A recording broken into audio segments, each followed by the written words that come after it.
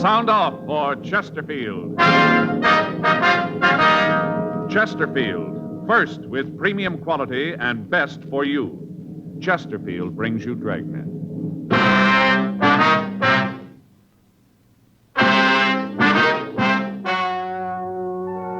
Ladies and gentlemen, the story you are about to hear is true. The names have been changed to protect the innocent.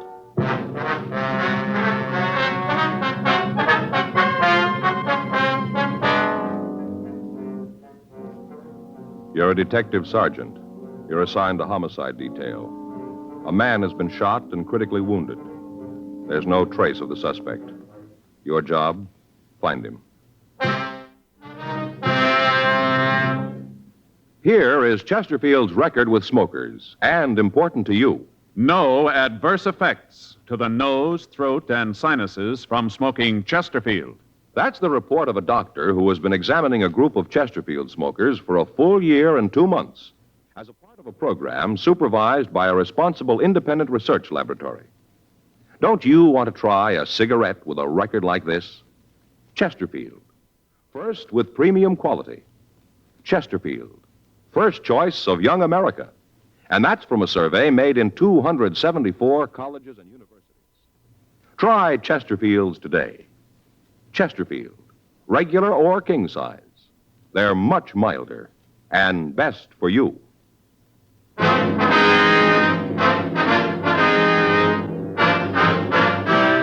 Dragnet, the documented drama of an actual crime. For the next 30 minutes, in cooperation with the Los Angeles Police Department, you will travel step by step on the side of the law through an actual case transcribed from official police files. From beginning to end, from crime to punishment, Dragnet is the story of your police force in action. It was Sunday, April 26th. It was raining in Los Angeles. We were working the night watch out of homicide detail. My partner's Frank Smith. The boss is Captain Lorman. My name's Friday. I was on my way back to the office, and it was 11:44 p.m. when I got to room 42. Homicide. Hi, Frank. Hi. Anybody call? Yeah, Lopey called. Wants to know if he left his overshoes. No, I didn't see him. It's quit raining anyway. What are you doing there? Just a minute, Joe. What's the scale for? The needle's bent a little. And what are you doing? Here, weighing my stuff. You're what? Weighing my stuff. Oh, yeah. I guess everybody ought to know what his stuff weighs, huh? Yeah. Let's see. Got my gun. Better take the bullets out first. What are you doing that for? Weigh them separate, Joe. Keep track. Yeah, that's right. Now, the bullets. Uh-huh. Handcuffs. Frank, did anybody ever ask you about all this? And my bullet clip. Look, I'm a member of the club here, too. What's this all about? Pencils. 4? Yeah, press kind of hard. Yeah. Other stuff in my wallet. Change. Keys. Boy, no wonder my feet kill me. What? 6 pounds, 2.5 ounces. That's what I carry, Joe. Working night's got a flashlight, too. That's good for another pound. You figure that's what makes your feet hurt, huh? Sure. Yeah. 6 pounds, 2 ounces. How much do you weigh, Frank? Any calls? Come on, how much? Joe, I get that all day from Fay. Never thought I'd get it from you. Yeah, it's a hot shot. I'll get it.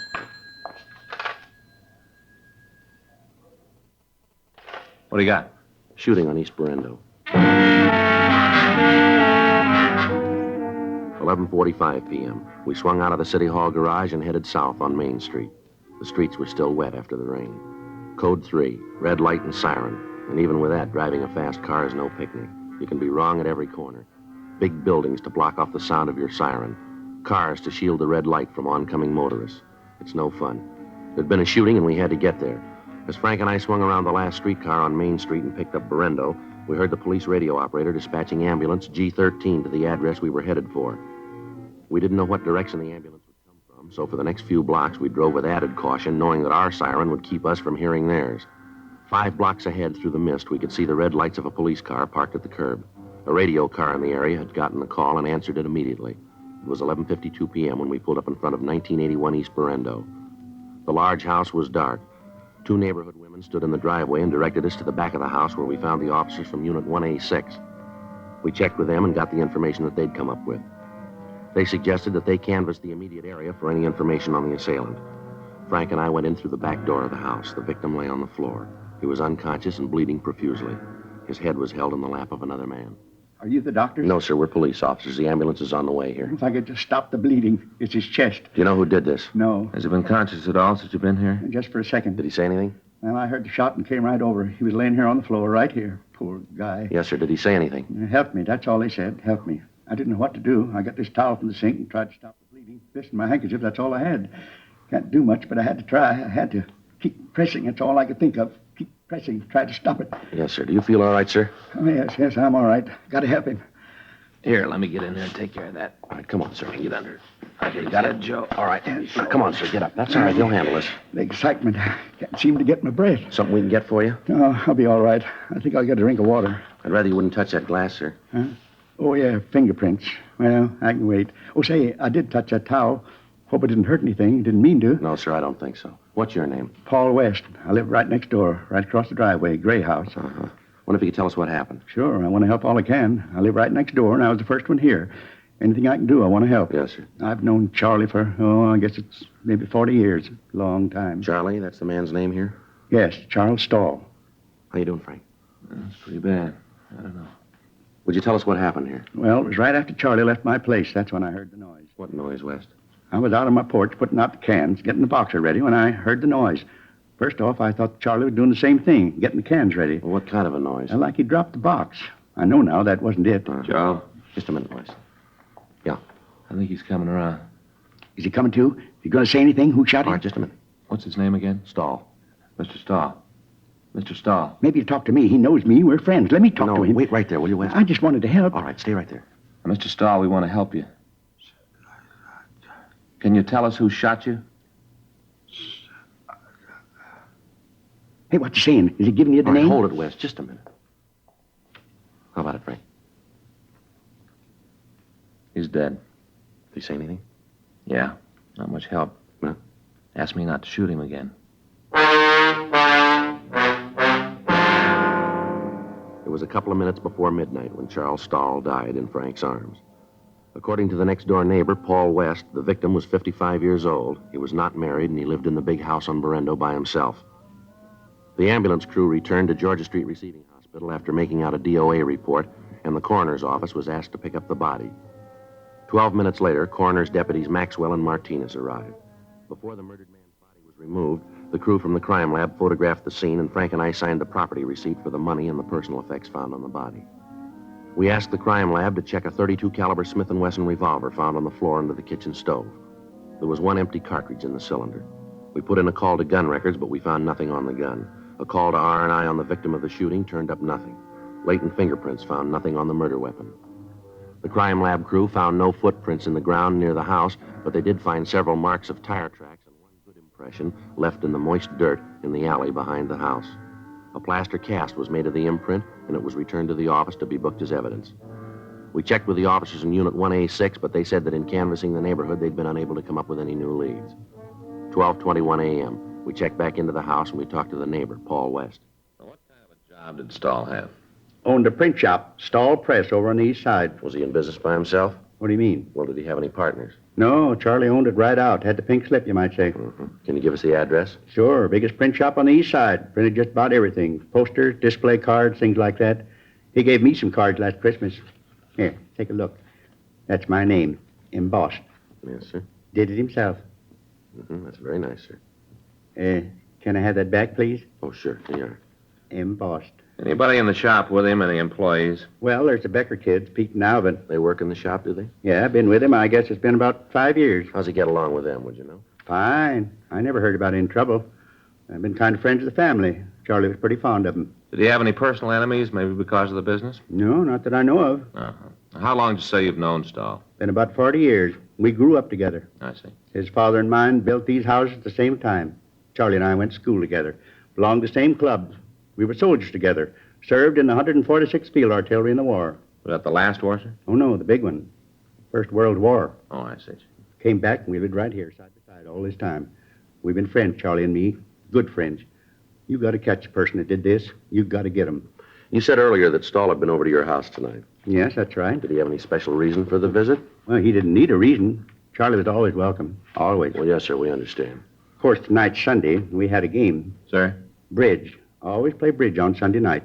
Never miss. Well, what time did he get to your house? Same time as always, right after supper. What time's that, sir? Right after 7:30. We were just finishing supper when he came in. Charlie sat down, had dessert and coffee with us. Rice pudding with raisins. Charlie had 2 dishes. Then we started to play bridge. Oh, I see. Now, who else was there? You mean the game? Yeah. Oh, just Rose and Paula. Rose is my wife and Paula's my daughter. Anything unusual happened tonight? Just once. Yeah, what was that? Well, a bit of grand slam in spades and made it. Even with Rose. 7 spades. Well, that's not exactly what we mean, West. Pretty unusual. Yes, sir, but did anything happen with Stahl? Sure. He almost hit the ceiling when we made it. Got pretty mad, did he? Sure. Since we've been playing, most he ever did was make a little slam. Mm-hmm. He went right home after that. I guess that's when he went out to empty the cans. Anyway, that's when I heard the noise. That was the shot, sir. It must have been. I didn't know it at the time, but I guess that's what it was. What'd you do after you heard the shot? Well, now, at the time, I didn't know what it was. I thought maybe Charlie had fallen and hurt himself. I looked over at his place, but there wasn't any lights on. I went out to the curb with a box of cans. Came back. I didn't see Charlie, so I walked over. I see. I called to him, asked if he was all right. Didn't get no answer, so I came in. Found him right on the floor, where he was when you came in. You're the one who put in the call, is that right? Yeah, I called the operator and told her to get an ambulance right over that Charlie had been shot. Told her to send a policeman. Now, what time was it when Stahl left your house? Do you Oh, it remember? must have been about 11:15 or so. Earlier than usual. We always play almost to midnight. I guess Charlie got miffed about the grand slam I made, and then Paula kidded him about the woman. What woman is that? Oh, it wasn't anything. I went out and looked. Nobody there. Sir? A couple of times Charlie thought he heard a woman coughing outside the window by his house. I went over at the window, looked out there, but there wasn't anybody there. Well, did you hear this coughing? No, not really. After Charlie started talking about it, I thought I did, but when I went out to look, there wasn't anybody there. His imagination, that's all. He was mad because of the slam. Well, did you hear anything at all when you were out and back? Huh? Well, when you went into Stahl's house, did you hear anybody around? A car, maybe? Something like that? No, not a soul. Now, Wes, could somebody have gone out the front of the house when you came in the back? Wouldn't seem it could be. I'd have heard him if they did. Well, then you'd say that whoever shot Stahl wasn't in the house when you went in, is that it? Pretty sure about that. Of course, they might have left before I went in. Sir? Well, I'd already took the box of cans out front after I heard the noise. If there's anybody in the house, they could have gotten out then. But you didn't see anybody, did you? No, nobody at all. Do you know if Stahl has any relatives in Los Angeles? No. He hasn't, huh? Hasn't got any place. None at all. Always kind of worried him. Why is that? Well, he used to say he didn't have any folks to leave his things to. The house, print shop. Mm-hmm. He made a will, though. All legal with a seal and all. Official. He used to talk to me about it. I see. You know who the beneficiary was, would you? Not now. What? Well, I knew who it was, but he said he was going to change it. Said he was going to put a new name on. Well, did he say whose? Nope. Just said I'd be surprised. We looked through the victim's desk for the will. In one of the bottom drawers, we found a locked tin box. In a box of paper clips, we found a key that fit. In the top liner of the box, there was a Purple Heart ribbon and an American Victory Medal from the First World War. In the bottom of the box, there were several government bonds and the will. In it, he left the house and the rest of his possessions to a Mrs. Margaret Becker.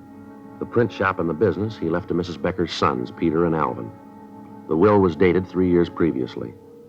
On a separate piece of paper, we found an address for a Mrs. Margaret Becker, the Lone Star Motel on Sepulveda Boulevard. 12:40 a.m., we affixed the public administrator's seal, which the coroner's deputy had left with us, to the door of the victim's house.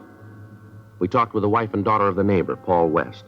They confirmed the story he'd given us. On the way to talk to the Becker woman, we stopped and called the office. They checked the name through R&I, but they came up with no identification. We called Sergeant J. Allen at the crime lab, and he told us that the tire marks found in the rear of the victim's house were made by 3 B.F. Goodrich tires and 1 truck tire. He said that the cast they'd made was of the truck tire, as it was the only one they could lift, and that it was made by the left front wheel. There was a car parked in front of the manager's cottage. The registration listed Margaret Becker as the owner. Legal the same. We checked it. Motor's cold. Yeah, tires don't match. Well, nice try. Yeah, let's go. I get it. Late. Yeah. 1:15. Probably asleep. What's the matter? Can't you read? Sign says no vacancy. That means full up. N-O, that means no. Waking somebody at this hour? Yes, ma'am. And don't we're- ask me if I know someplace where you can stay because I don't. Good night. Just a minute, Miss Becker. How do you know my name? Police officers. Well, what do you want around here? I run a clean place. No trouble. License all paid up. Nothing wrong. We'd like to talk. What about? You know a man named Charles Stahl? What are you asking that for? We'd like to know. And I want to know why you're asking. What's this all about? Anything wrong with Charlie? That why you're out here? Yes, ma'am. What's wrong? It was pretty serious. Well, go ahead. You can tell me. Well, he's dead, Miss Becker. Come in. Thank you. What's the matter, Margaret? Who are these fellas? Who are you? What are you doing here? They're policemen. Well, we don't need you. We got the whole thing cleaned up. We took care of it ourselves. Nobody sent for you. We took care of him. No, Daddy. They're here about Charles. Charlie Stoll? Yes, sir, that's right. Charlie here? Well, where is he? He's not here, Daddy. Something's happened to him. What? He's dead. Dead? Charlie? Yes. Well, how did it happen? An accident? No, sir. Oh, poor Charlie Stoll. He's a nice boy. Too bad. I thought you was here about the fellow number 8, the loud one. What's that, sir? A man from Texas came in tonight pretty drunk. We had to take him in. Daddy put him to bed. He was pretty drunk. Heavy, too. That's what he thought you were out here for. Couldn't even get out of his car. Margaret had the pocket for him. Loud, real drunk. Wore his pants inside his boots. What was it you wanted to see me about? There's a few questions we'd like to ask you. About Charles? Yes, ma'am. When was the last time you saw him? Must have been a couple of weeks ago. I saw him last week, April 22nd, went fishing down at the pier. Miss Becker, what was your relationship with Stahl? Good friends, that's all. We knew each other almost all our lives. I used to live next door to him. Went through school together. I always thought they were going to get married. Charlie was a good boy. You see much of him lately? No, not too much. I've been busy here with Daddy, and Charlie's had other things to do. Moved next door to him on December 14th. Exactly 42 years ago come winter. You know if he had any enemies, ma'am? No, can't think of anyone who didn't like Charlie. Didn't catch anything at the pier. Bad bait. You've been home all evening, have you? Yeah. Why'd you ask that? Well, it's just routine. You think I had something to do with it, that it? No, ma'am, we don't. Pinheads, that's what you need. I beg your pardon, sir? Pinhead anchovies, that's what you need for pier fishing. You say it's routine, but I don't like you coming in here, waking us up with all these questions. We've had a bad night, that drunk coming in here. We've been on the go ever since then. A few years ago, we used to be able to get a lot of pinheads. Not anymore. You want to make any accusations, you talk to Paul West. You just talk to him. Try your routine questions there. Paul West? Yeah, Charlie's neighbor. He's never liked Charlie, never. Anyone hurt Charlie, it was Paul. Why'd he say that, Mrs. Becker? Years ago, Charlie was sweet on Paul's sister.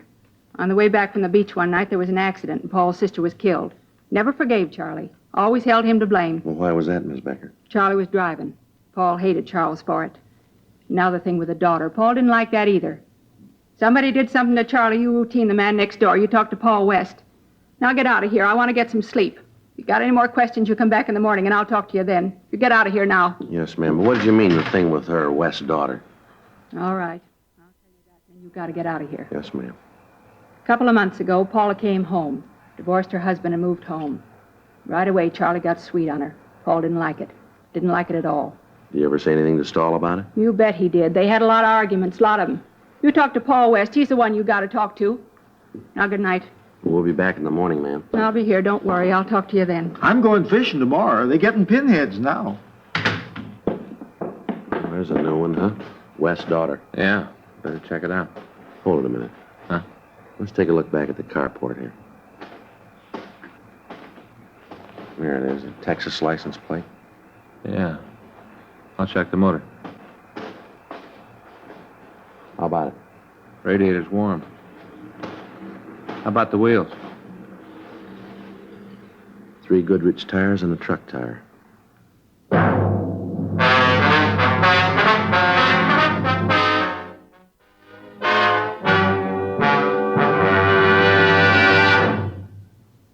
You are listening to Dragnet, the authentic story of your police force in action.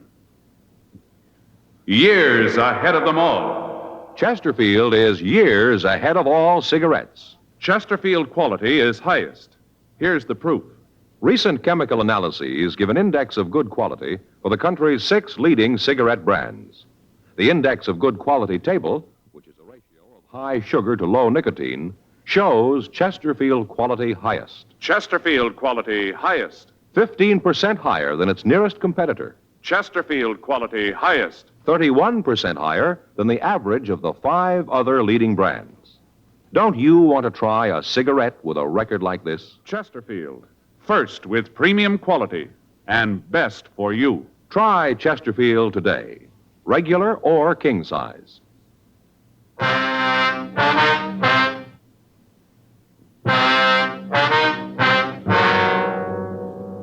The information we'd gotten from the crime lab gave us the make of the tires that had left the imprints in back of the victim's house.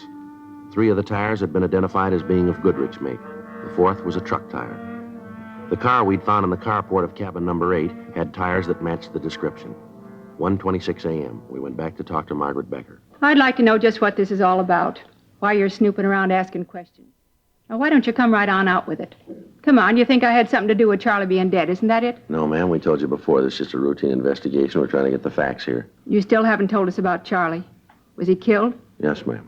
You think I did it? We didn't say that. Not in so many words you didn't, but that's what you meant. You found the will. That's what made you think it was me, isn't that it? You knew about the will, did you? Certainly I knew about it. Charles told me when he had it drawn up. Said he didn't have anybody else, wanted to see that me and the boys were taken care of. Too bad about Charlie Stahl. He was a good boy. He's going to take care of Margaret. You ever say anything to you about changing the will? Yes. Told me about it the last time I saw him. Had lunch together, and he told me then. Tell you what changes he was going to make? No, not right out. Didn't have to. I knew. I could tell. The way he's been acting lately, I could tell. So could I. Well, what do you mean, the way he's been acting? Was there anything wrong? Well, this thing with Paula. Told you about that. Charlie's been acting like a fool, falling all over her, gushing sweet talk. Silly. Mm-hmm. Well, she had him in a trance. Her just 25 and him 55. Talk about spring and winter. Well, that was them. How'd Paula feel about this? How'd you expect her to feel? She thought that Charlie'd leave her the money, house, everything. She went right along with it, real brazen. Sir?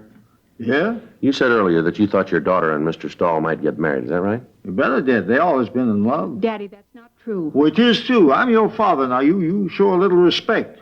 After that no-good Becker walked out on Maggie, she and Charlie started to see each other again. Went real nice. Then Paula come into town, and Charlie Stahl took up with her. Mm-hmm. Charlie Stahl made out his will so that everything went to Margaret and the kids. Then he decided he'd change it. You knew about the will, too, huh? Sure, I was a friend of Charlie's. We used to go fishing all the time, talk about things. I told him that he was wrong to even think of changing his will. I told him that it was wrong. What time did you say that car from Texas got in, ma'am? I told you, about 10:15. Well, ma'am, is it possible that somebody could have taken the car out without you knowing about it? Hey, wait a minute, Margaret. That ain't right. What? It wasn't that late. It was only about 8 when he come in. I remember because I was in bed at 8:30. I put him to bed and then come back and went to bed myself. I wanted to get some sleep, kind of going fishing in the morning. You pretty sure about the time, are you? Well, you bet. I remember because I got in bed and turned on the radio. Listened to that radio program about the detective. Fell asleep before the end. Never did find out who stole the jewels and did the murder. What was your daughter doing when you came back? Just sitting there. She went out to put the car away, and I went to bed. Mm-hmm. How long was she outside? I don't know, a few minutes, I guess. Can you tell us a little closer than that? Not very well. I told you I went to sleep. I didn't hear her come in. Miss Becker, I wonder if you'd get dressed, please. We'd like to talk to you downtown. What for? Well, we have a report from our crime lab. They found some tire tracks in back of Stahl's house tonight. They were fresh tracks. They'd been made since it stopped raining. Those tracks matched the car you got parked back there. And you think I drove the car over to Charlie's? Well, we'd like to talk about it. Why? Why'd I do a thing like that? Why'd I want to kill Charlie? Maybe because he was going to cut you out of his will. Looks like a pretty good motive. You two are out of your minds. All right, ma'am. We'll lay it out for you. You better do that. Making accusations you can't back up. The way the evidence looks, we got a pretty good case here. The way it looks, you took the car and you drove it over to Stahl's. He was next door playing cards, so you waited in the kitchen for him to come back. A couple of times you coughed while you were waiting. He heard you. He came over to the window to see who it was.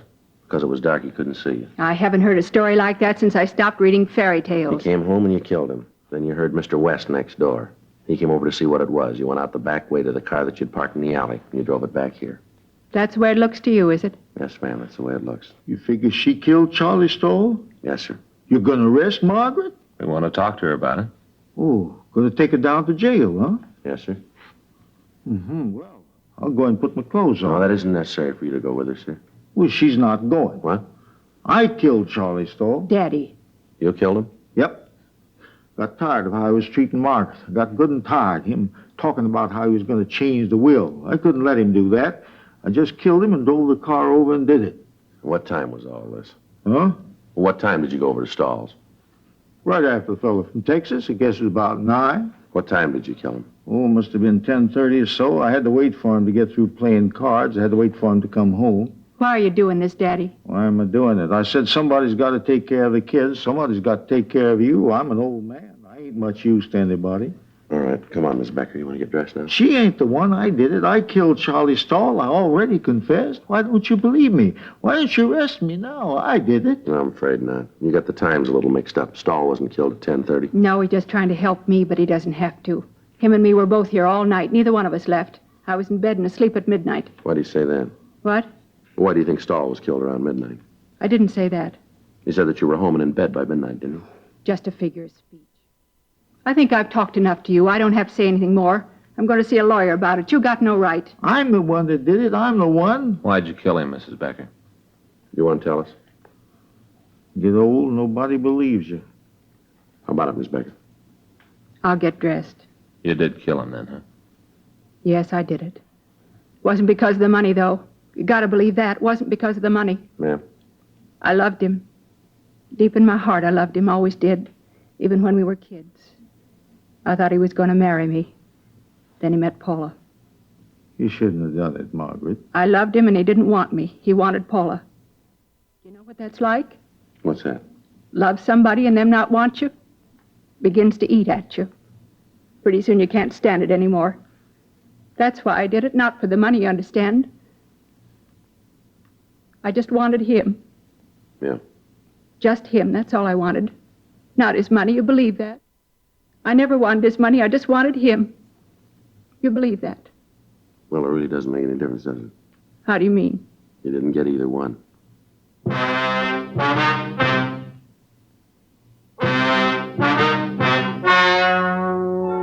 The story you have just heard is true. The names were changed to protect the innocent. On August 6th, trial was held in Department 89, Superior Court of the State of California, in and for the County of Los Angeles. In a moment, the results of that trial. Now, here is our star, Jack Webb. Thank you, George Fenneman. Friends, all of us on Dragnet are proud to be associated with Chesterfield because, believe me, Chesterfield is years ahead of all cigarettes. You just can't beat a cigarette that was good to begin with and keeps getting better all the time. But, of course, you can't find out how much you'll like them till you try them. So that's what we'd like you to do. Get a carton of Chesterfields, regular or king size. That's all it takes. I know you'll agree that Chesterfield is best for you.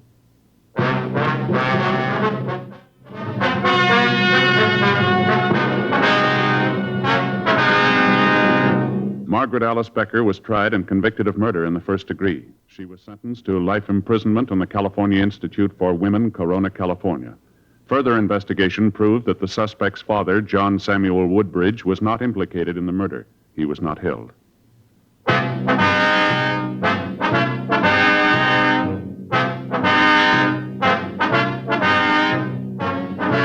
have just heard Dragnet, a series of authentic cases from official files. Technical advice comes from the Office of Chief of Police W.H. Parker, Los Angeles Police Department. Technical advisors, Captain Jack Donahoe, Sergeant Marty Wynn, Sergeant Vance Brasher.